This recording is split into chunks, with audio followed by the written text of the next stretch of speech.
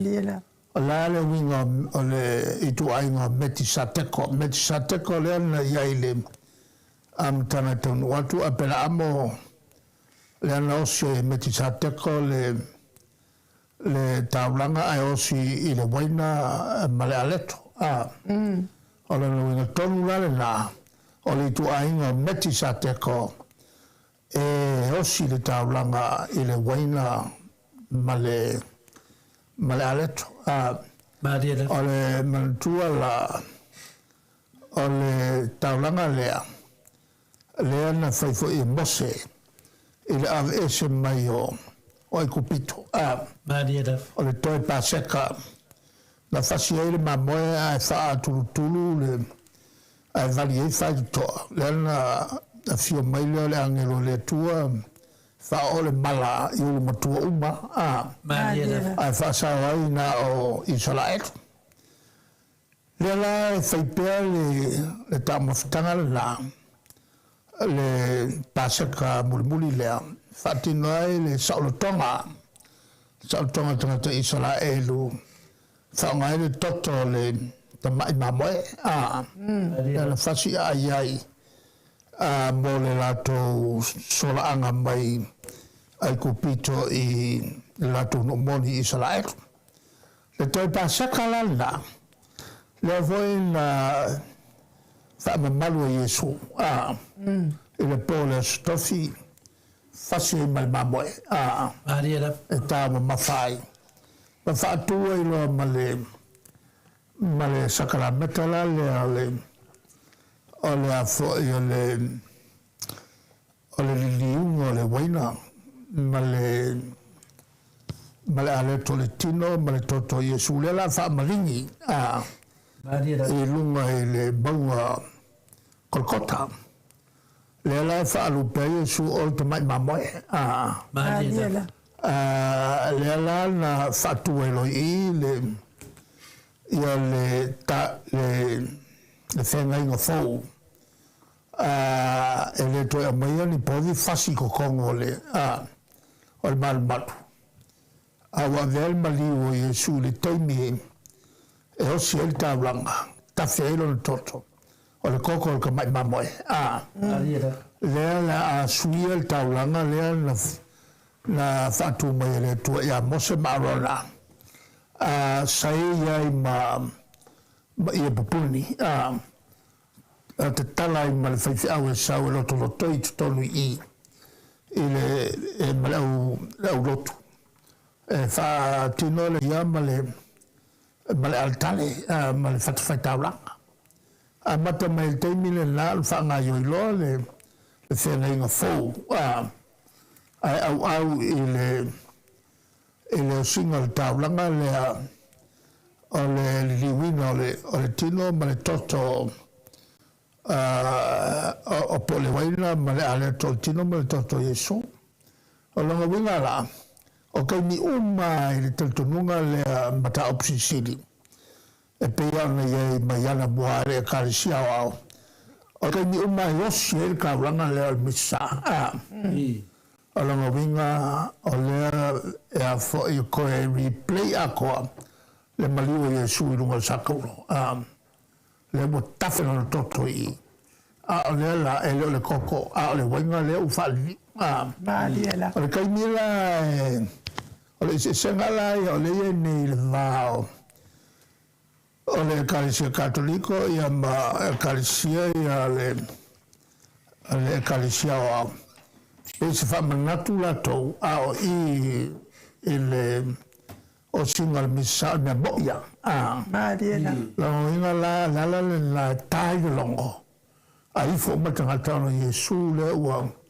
wa fi futonu al taimi le on fangalo le Yesu le ia le mutu le osi falling le stawa ia le wana osi el tawa fa kingo ai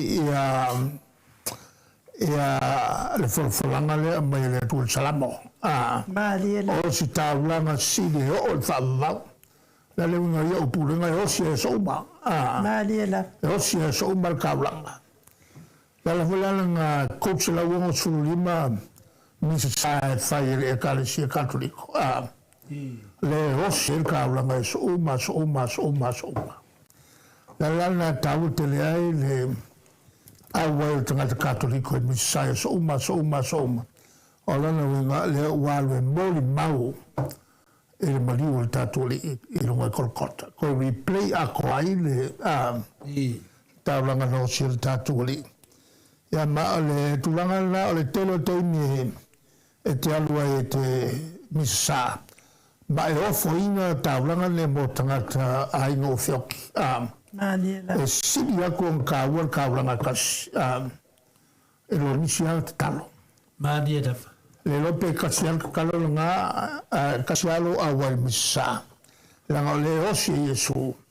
a mga lo umal ko fiafil ko ainga o lo ipun katoliko nanga kawu ke le misa tangata katoliko ona iai le tutaua lea e lofo ina o le afo le atua o le aua i su e fia mai ma taua tele faa manianga mulimulia o le vanga taua na le misa faa manianga mulimuli le faa mania mai a ua kokele ka vaila ko ai no faila ko kuka malako le mawai ia le whamanianga le a kuso i sual ngā le o ku mai longa. E ples ia le akalesi, ia tangata. O le tāual nā le misa. Ma al kakalo piko sini le o ngā tāu. Whamele si tangata ia le si fo i sangaton. Na whasini ia Yesu. Ino whaari Yesu. O le ase mele le o te whaia. Efe mai ina I whasau inaya. Ina so efe mai su alu e awai e se misa sātas. E siri aku o ngā kāwal misanga mo oe. Mo lo whalokanga. Ilo le angoango misa e ofu aku awai oki.